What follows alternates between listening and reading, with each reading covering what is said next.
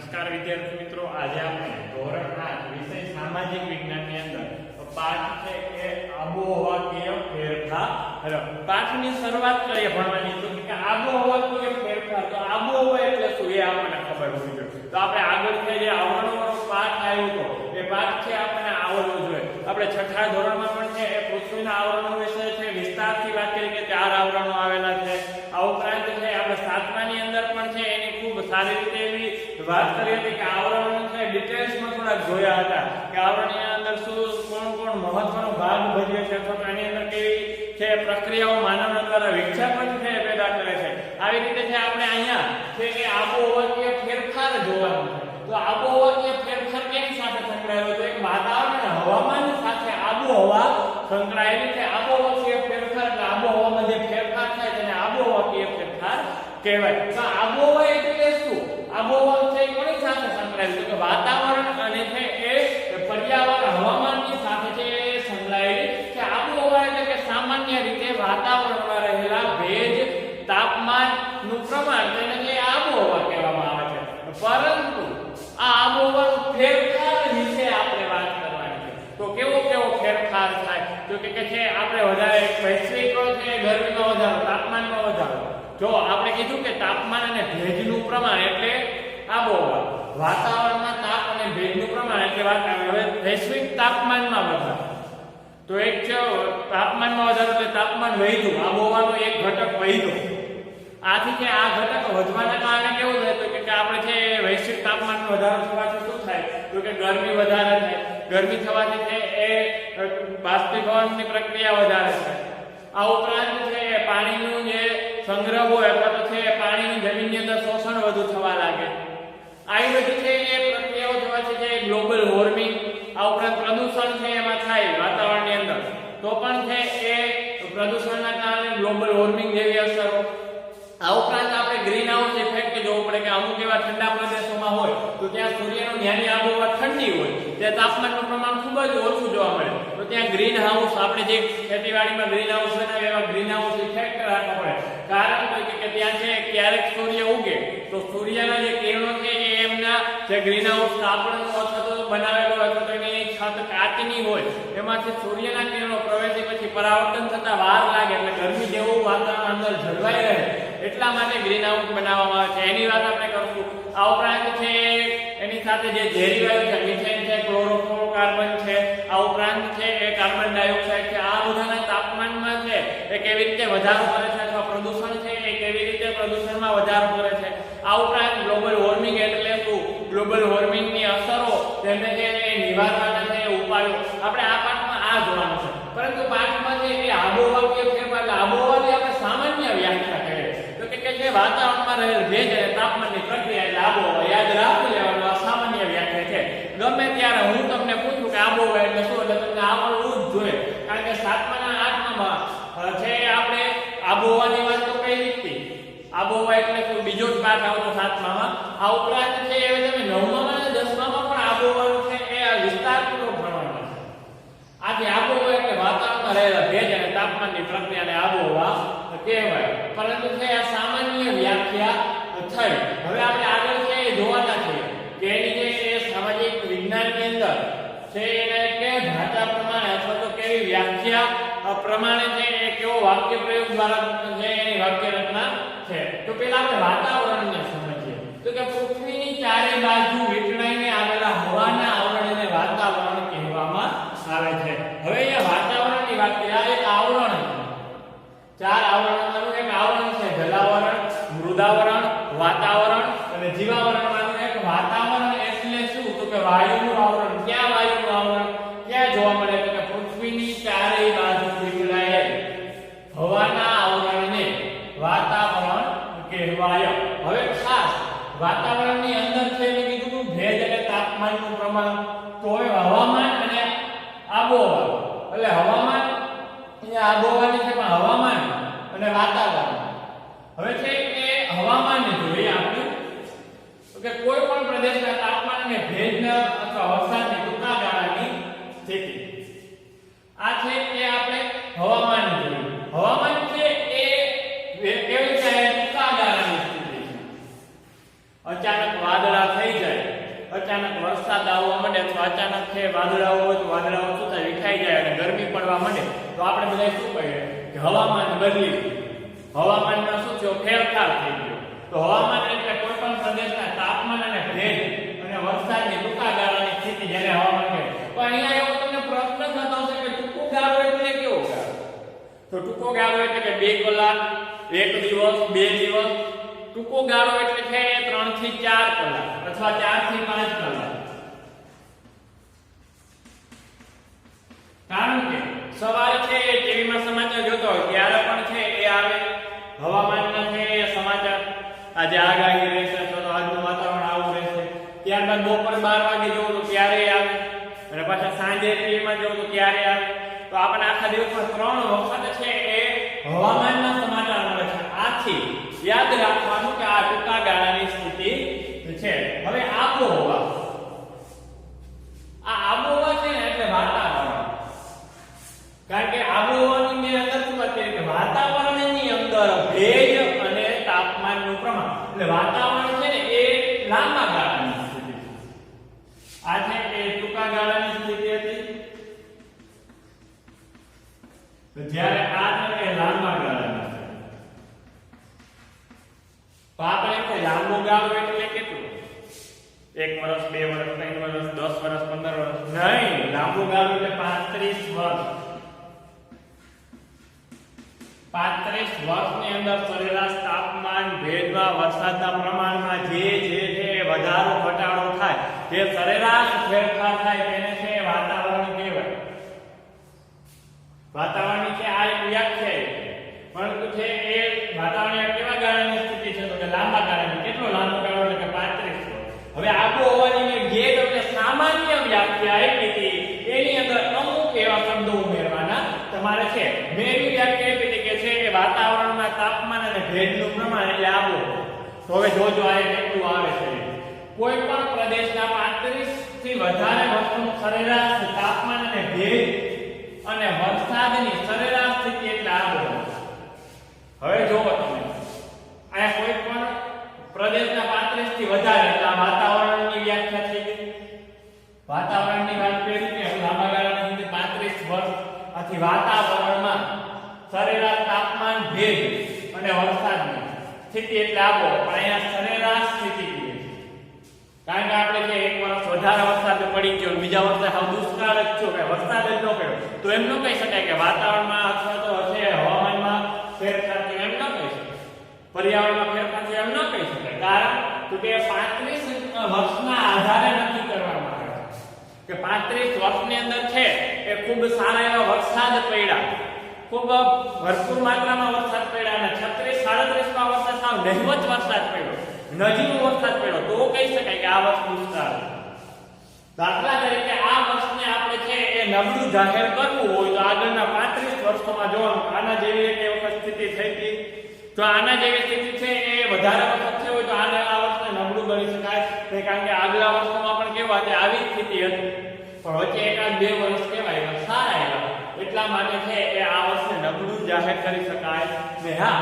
એક વર્ષની સાપેક્ષમાં બીજા વર્ષને તમે નબળું જાહેર કરી શકો પરંતુ તેમને છે એ જે પર્યાવરણ કે વાતાવરણની દ્રષ્ટિએ જોતા હોય તો તમે છે એને નબળું જાહેર કરી શકો ને કારણ કે 35 વર્ષના ગાળા સાથે સરખાવવાનું હોય છે આથી કોઈ પણ પ્રદેશના 35 થી વધારે વર્ષોના સરેરાશ તાપમાનમાં ભેજ અને વરસાદની સરેરાશ સ્થિતિ એટલે આબોહવા ખાસ છે આ 4 વ્યાખ્યા તમારે પાકી કરવાની આબોહવાકીય ફેરફાર હવે પાઠનું મુખ્ય મથાળું જે છે પાઠનું જે શીર્ષક છે એની વ્યાખ્યા તો એની વ્યાખ્યા કે આબોહવાકીય ફેરફાર એટલે આબોહવા હોય એમાં શું હોય તો કે તાપમાન ને ભેજ ને વરસાદ હોય તો એમાં ફેરફાર થાય અને આબોહવાકીય ફેરફાર કહેવાય પરંતુ જોઈએ વૈશ્વિક તાપમાન વધવાથી તાપમાન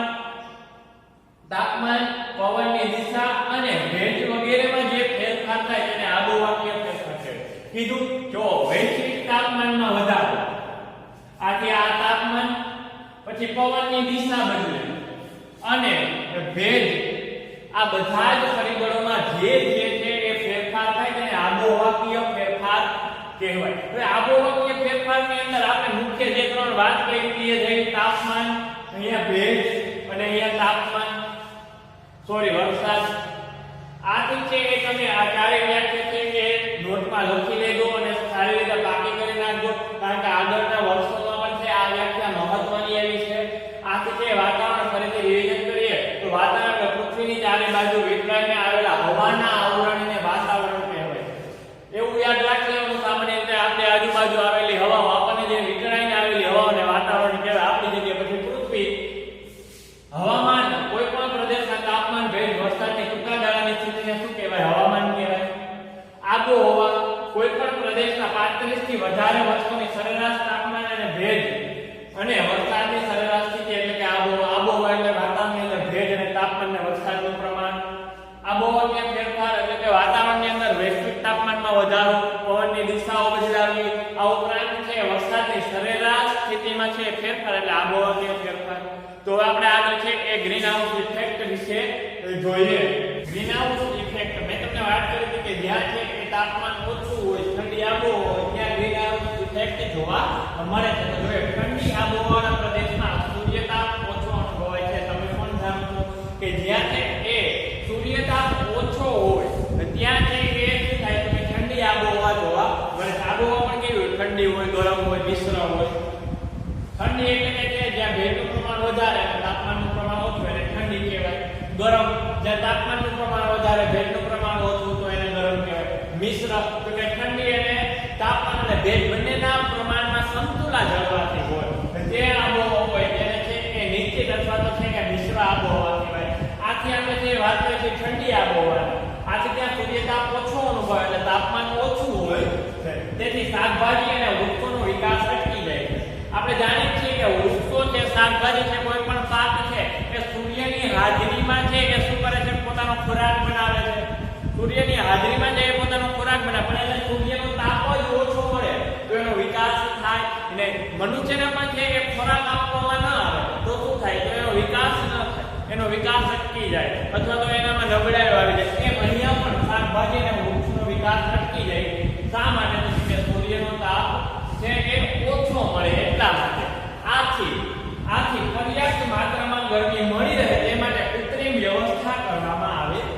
આથી જરૂરી એવી વૃક્ષને અને શાકભાજી હવે જરૂરી એવી વ્યવસ્થા તેની જરૂર છે કે તાપમાન મળી રહે, પર્યાપ્ત માત્રામાં ગરમી મળી રહે એટલા માટે કૃત્રિમ વ્યવસ્થા, કુદરત દ્વારા ન થતી વ્યવસ્થાને કૃત્રિમ વ્યવસ્થા કહેવાય. કુદરત દ્વારા થતી વ્યવસ્થાને કુદરતી વ્યવસ્થા કહેવાય.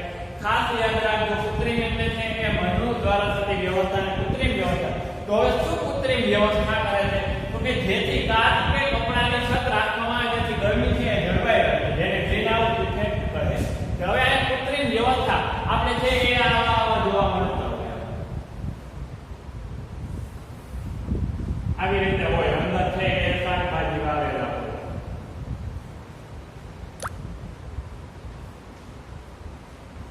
અંદર શાકભાજી વાવેલા, આવું કઈ ગ્રીનહાઉસ હોય.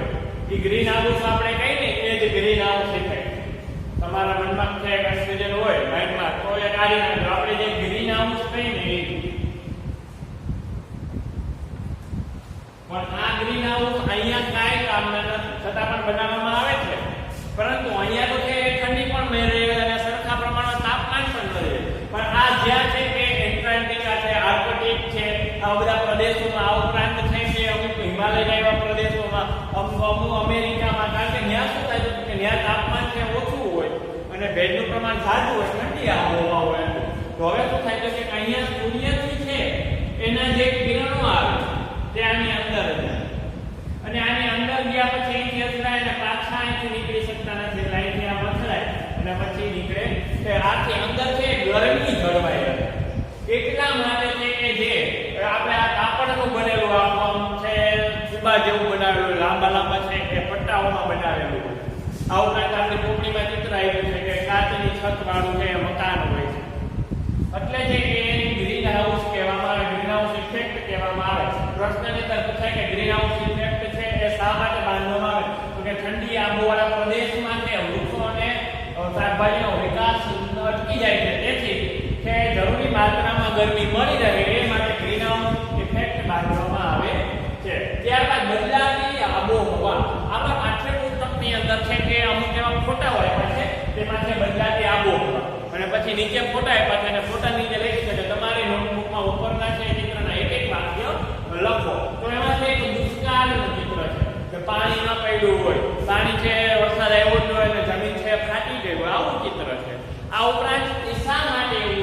શું કે ભેજનું પ્રમાણ ઓછું અને તાપમાનનું પ્રમાણ વધારે, આબોહવામાં ફેરફાર તો આથી દુષ્કાળ છે.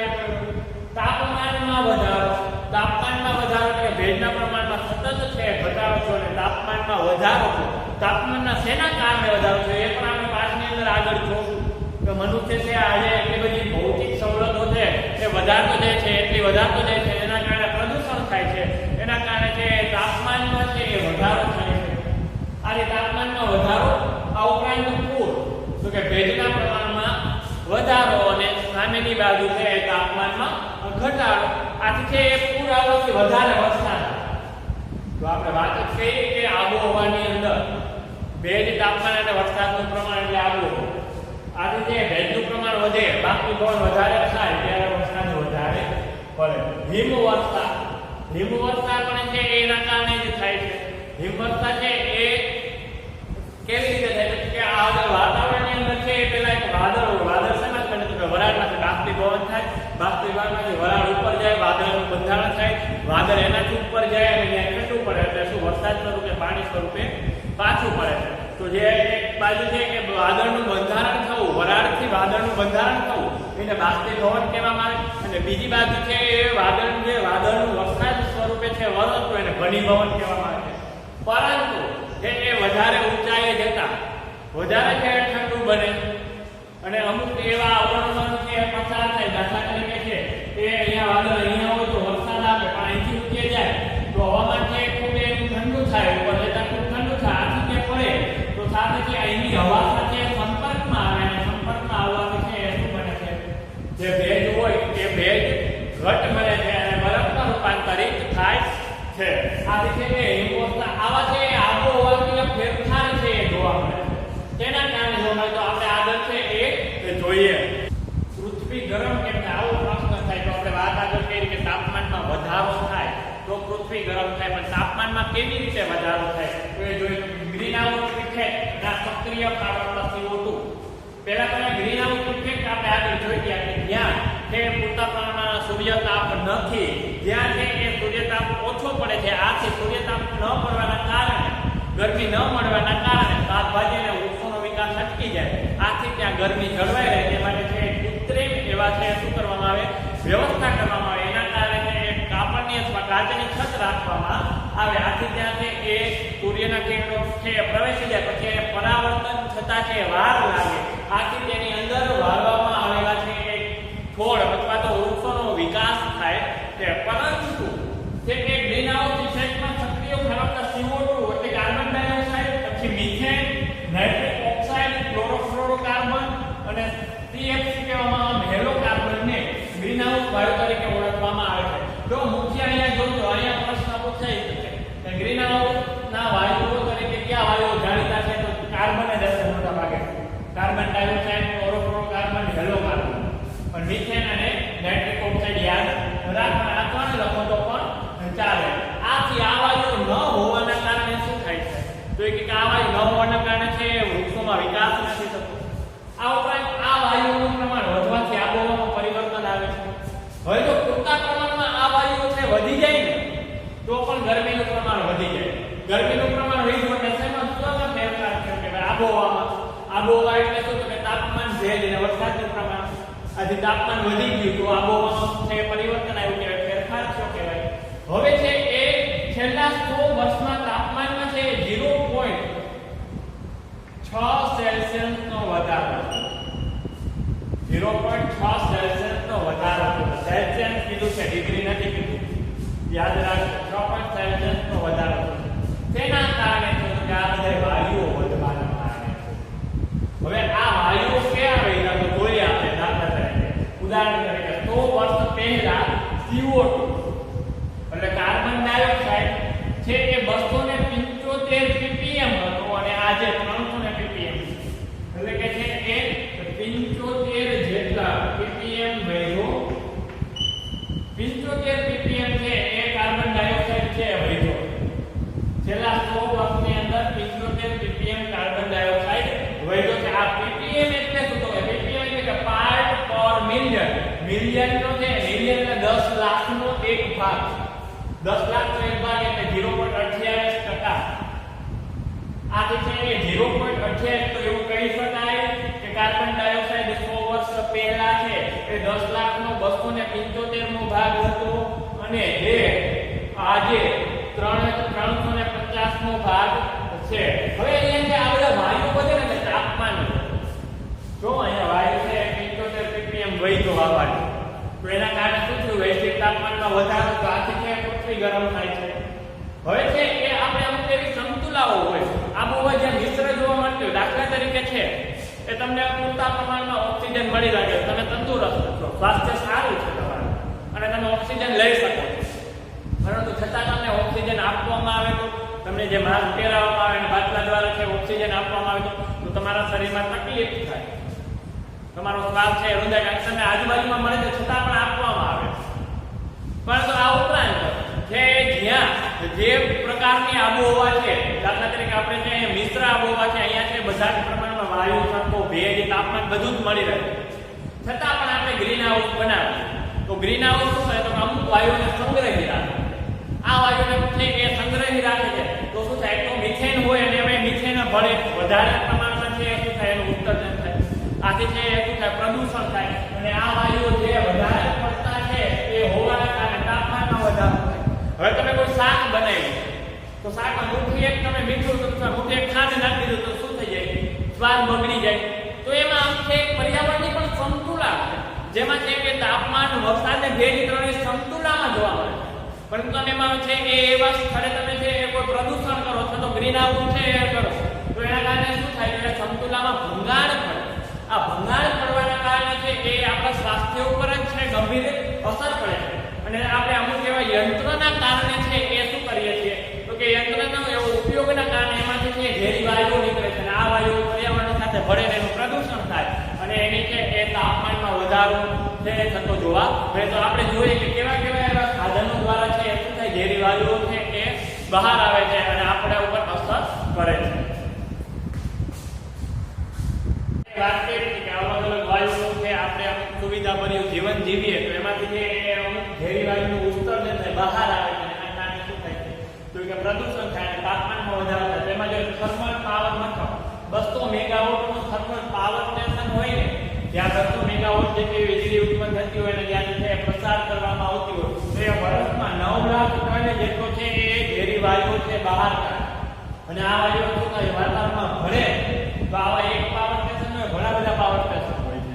આપણે મોટર કાર છે વાસ્તિક છે અને વર્ષના 17 કરોડ ટન જેટલો વાયુ છે એનું ઉત્સર્જન કરે છે. આ વાયુ કેવા છે તો ગ્રીન હાઉસને અસર કરતા વાયુઓનું ઉત્સર્જન કરે એવા વાયુ છે. આ ઉપરાંત છે એસી સરેરાશ છે કે 24 કલાકમાં દરરોજ 2 કલાક વગાડવામાં આવે તો 24 કલાકની અંદર છે કે 2223 કિલોગ્રામ છે એ શું કરે છે ઉત્સર્જન કરે છે. ટીવી 24 કલાકની અંદર છે 190 કિલોગ્રામ જેટલું વાયુનું ઉત્સર્જન કરે છે. જો આ બધા વાયુઓનો આપણે છે એ આપણા જીવન ઉપર ખૂબ જ છે એ વિકટ પરિસ્થિતિ ઊભું કરવામાં મહત્વનો એવો ભાગ છે. આપણે જે બેફામ જે બધી વસ્તુઓનો ઉપયોગ કરતા મોટર કાર થોડા એવા અંતરે જવું હોય તો મોટર લઈને જઈએ અથવા મોઢા લઈને જઈએ આથી છે કે અમુક એવા વાયુઓનો જે વધારો થાય છે પરંતુ આપણે છે એ એસી નો પણ વધારે પડતો ઉપયોગ કરીએ. એસી છે ક્યાં ઉપયોગ કરવાનો કે જ્યાં છે તાપમાનનો જ્યાં ગરમ આબોહવા હોય ત્યાં એસી નો ઉપયોગ કરવાનો હોય. આ ઉપરાંત છે ટ્યુબલાઇટ 24 કલાકમાં 80 કિલોગ્રામ જેટલું છે એ વાયુનું ઉત્સર્જન કરે છે. આપણે જે વીજળીનો ટ્યુબલાઇટનો પણ એટલો બધો ઉપયોગ કરીએ કે આપણે જરૂર વગર પણ ચાલુ હોય. આ ઉપરાંત કમ્પ્યુટર 24 કલાકની અંદર 130 કિલોગ્રામનું ઉત્સર્જન કરે છે. આમ સાતમો ફ્રીજ તો 24 કલાક બધાના ઘરમાં ચાલુ હોય.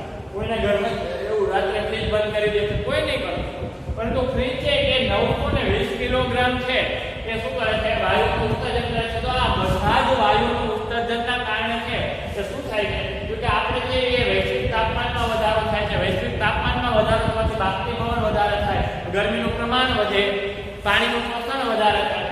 આથી આપણે ભલે આમ ભૌતિક સુવિધાભર્યું જીવન જીવવું જોઈએ પણ એ સમજણથી જ્યાંથી એનો વેડફાટ થાય જ્યાંથી એનો વધારે પ્રમાણમાં છે ઉપયોગ વધી જાય ત્યારે આ વાયુનું પ્રમાણ પણ છે એ આપણે જોયું ગ્રીન હાઉસને અસર કરતા વાયુનું પ્રમાણ પણ વધી જાય છે અને એની આપણા છે એ શરીર ઉપર એની વિપરીત અસર માનવ ઉપર એની છે એ વિપરીત અસર જોવા મળે છે.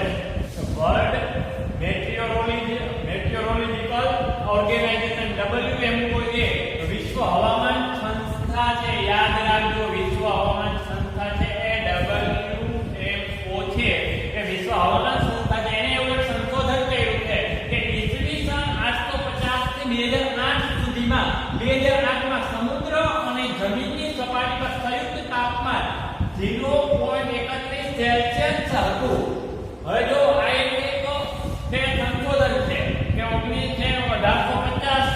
2008 સુધી, એટલે છે એ 158 વર્ષની અંદર છે એ 2008 ના વર્ષે 0.31% સેલ્સિયસ તાપમાન હતું. તે ઈસવીસન 1961 થી લઈ અને 1990 ના ગાળા કરતા વધુ હતું. એટલે છે એ 1961 થી 90 ના ગાળાની અંદર છે આટલું તાપમાન ત્યારે થયું હતું અને આથી આબોહવાનો ફેરફાર જોવા મળે છે. તાપમાનનો ફેરફાર એટલે આપણે આબોહવાનો ફેરફાર સાથે એને સાંકળવાનું છે. આમ આબોહવાનો ફેરફાર છે એના આધારે કે તાપમાનમાં વધારો થઈ ગયો. આથી છે એ આપણે જે દિન પ્રતિદિન છે બીજા વાયુનો ઉપયોગ કરતા હોય એના ઉત્સર્જનના કારણે છે એ શું થાય છે તો કે અહીંયા તાપમાનમાં વધારો થાય છે. તો આપણે મિથેન વાયુ જોઈએ તો કે ઈસવીસન 1750 માં છે કે 315 ppm હતું. આ ઉપરાંત છે એ ઈસવીસન 2005 માં 1764 ppm થઈ ગયું. હવે વિચાર કરો ppm એટલે છે કે પાર્ટ પર મિલિયન 10 લાખનો એક ભાગ છે. જ્યારે 1750 ની અંદર 315 હતો અને જ્યારે 2005 ની અંદર 1714 કેવડો બમણો નહીં પણ કેટલો વધારો થયો. આ વધારાના કારણે છે આપણા સ્વાસ્થ્ય ઉપર એની ગંભીર અસર પડે. એમાં જોઈએ જેના કારણે મિથેન વાયુ છે એનું ઉત્સર્જન થાય. તો એક પશુઓનો ઉત્સર્જન, પશુઓને જે શ્વાસ બહાર કાઢે આ ઉપરાંત એની ચયાપચયની ક્રિયાઓ હોય એના કારણે છે એ મિથેન વાયુ ઉત્પન્ન થાય. કેટલો તો કે 14 કરોડ ટન એના આખા જીવન દરમિયાન. ત્યાર ઉપર ડાંગરની છે ચોખાની ખેતી દ્વારા પણ છે 15 કરોડ ટન છે એ મિથેન વાયુ બહાર છે. ત્રીજું સેન્દ્રિય કચરો સળવાથી, જ્યારે સેન્દ્રિય ખાતર બનાવવા માટે કચરો એ સળે એટલે એમાંથી મિથેન વાયુ છે બહાર આવે. કેટલો 7 કરોડ ટન. આ બધો જ છે કે વાયુઓ છે એ બહાર આવવાના કારણે આટલો વાયુ બહાર આવે એક વર્ષની અંદર. એક વર્ષે માણસ છે અમુક પ્રાણી પશુઓનું છે આખા એના જીવન દરમિયાન ડાંગરની ખેતી એક વર્ષ દરમિયાન અને સેન્દ્રિય કચરો છે એ પણ એક વર્ષ દરમિયાન હોય છે. તો આના કારણે શું થાય છે કે તાપમાનમાં છે એ દિવસે ને દિવસે વધતા જાય છે. હવે તમે આ નજીકનો જ સમયગાળો લઈ લો કે 2000 છે એ 18 16 17 18 જોઈ લો, પછી 19 જોઈ લો, 20 જોઈ લો. આ વર્ષે પણ જે આપણે શું થાય છે તો કે આપણે જે 34 ડિગ્રી હતા પછી 36 થઈ ગયા, પછી 40 થઈ ગયા. એમ ધીરે ધીરે છે તાપમાનમાં શું થતો જાય છે વધારાનું કારણ આપણે છે એ ટેકનોલોજીનો ખૂબ ઉપયોગ કરીએ છીએ. તો હવે આપણે છે એ આપણે આગળ ગ્રીન હાઉસ ઇફેક્ટની અસરો જોઈએ.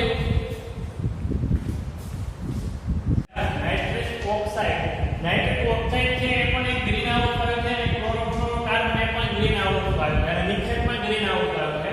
તો હવે આપણે મિથેનનું જોઈએ, ત્યારબાદ નાઇટ્રિક ઓક્સાઇડનું જોઈએ. તો નાઇટ્રિક ઓક્સાઇડ છે એનું પ્રમાણ 270 ppm હતું, પાર્ટ પર મિલિયન હતું. તે વધીને હાલમાં 2008 ની અંદર 319 ppm જેટલું થયું છે. અહીંયા પણ છે સતત વધારો થયો છે. એના કારણે છે શું થાય છે કે આબોહવામાં ફેરફાર થાય છે. હવે આપણે જે ચોક્કસ આંકડાઓ જ આપી દીધા કે આટલું જે આ વાયુ આટલો વહેતો એના કારણે છે કે તાપમાનમાં વધારો અને વધારે તાપમાનમાં વધારાને કારણે છે કે ગ્લોબલ વોર્મિંગની અસર થાય. હવે ક્લોરોફ્લોરોકાર્બન છે, ક્લોરોફ્લોરોકાર્બન છે એ શેનાથી છે ઉત્સર્જન થાય છે. આપણે જોયું આગળ તો કે ફ્રીજ છે, ટીવી છે, એસી છે, એરોસ્પેસ છે. આ છે એરોસ્પેસ શું છે તો એરોસોલ સ્પ્રે છે એ માઇક્રોન થી 10 માઇક્રોન એટલે સૂક્ષ્મ જીવાત થાય. આવ નાની એવી ઘરી આંખે ન જોઈ શકાય એવી સૂક્ષ્મ જીવાત છે એ માઇક્રોન હોય. માઇક્રોન એક કદનું છે કે કદ માપવા માટેનું એક એકમ છે માઇક્રોન.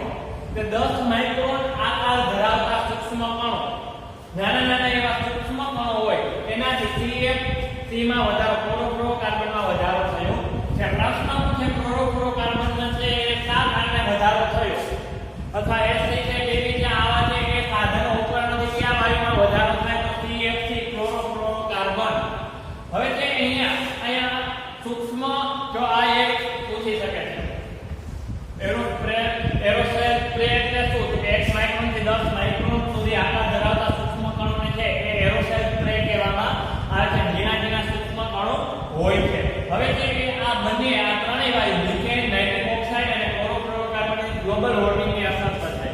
તાપમાનમાં વધારો થવો એને ગ્લોબલ વોર્મિંગની અસર કહેવામાં આવે છે. તો આ અસરની વ્યાખ્યા જ તાપમાનમાં સતત વધારો થવાને છે એ ગ્લોબલ વોર્મિંગની અસર કરવામાં આવે છે. હવે ગ્લોબલ વોર્મિંગની અસર છે એનાથી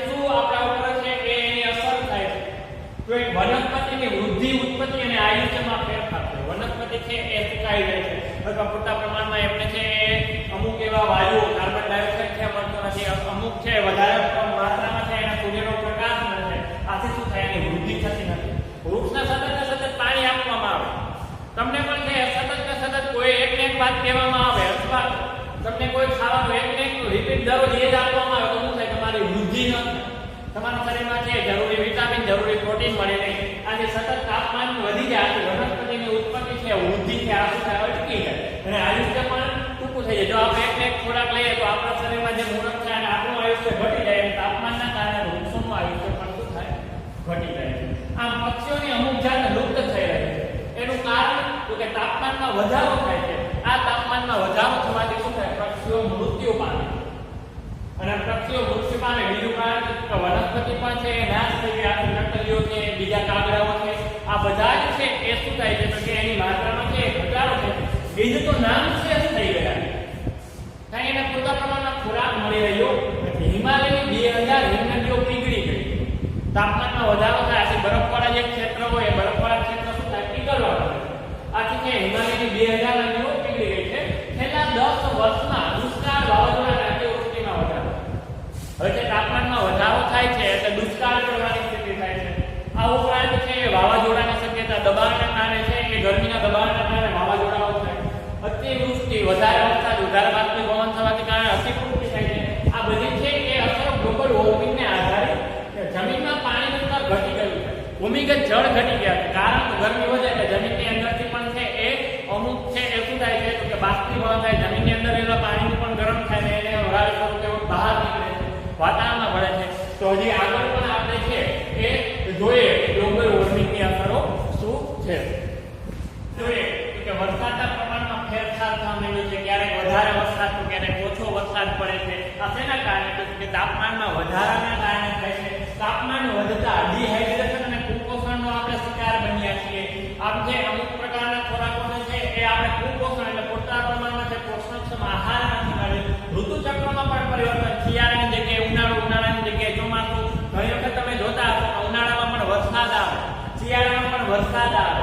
આ ઉપરાંત છે એ ઉનાળામાં પણ ધુમ્મસ જેવું વાતાવરણ હોય તો શેના કારણે તો વધારે તાપમાનના કારણે ઋતુચક્રમાં શું થાય છે પરિવર્તન આવે છે. દરિયાની સપાટીમાં વધારો, દરિયાની સપાટી વધે એટલે કે જમીનની અંદર છે ખારાશ વધે. દરિયાની સપાટીમાં 25% છે એ વધારો થાય એટલે જમીન ઉપર દરિયો આવે 25%. તો એ 25% જમીનમાં શું થાય ખારાશનું પ્રમાણ વધી જાય છે. ખેત ઉત્પાદનમાં સતત ઘટાડો, દિવસે ને દિવસે છે વધારે તાપમાનના કારણે શું થાય છે તો કે એના પાક ઉપર છે એની ખરાબ અસર પડે છે, એના કારણે ઉત્પાદન થતું નથી. ડેન્ગ્યુ, મલેરિયા, સ્વાઇન ફ્લૂ વગેરે જેવા રોગોમાં વધારો થાય છે. તાપમાન વધે, વધારે વરસાદ પડે, આવા પણ છે એ ઋતુઓના પરિવર્તનના કારણે છે એ અમુક એવા રોગોમાં વધારો થાય. પરંતુ આ ઋતુચક્રમાં પરિવર્તન કેવી રીતે આવે છે, વધારે ગરમીના કારણે ગ્લોબલ વોર્મિંગ દ્વારા થાય છે. તાપમાન વધવાથી ફૂલની સુગંધો પણ નષ્ટ થઈ ગઈ છે.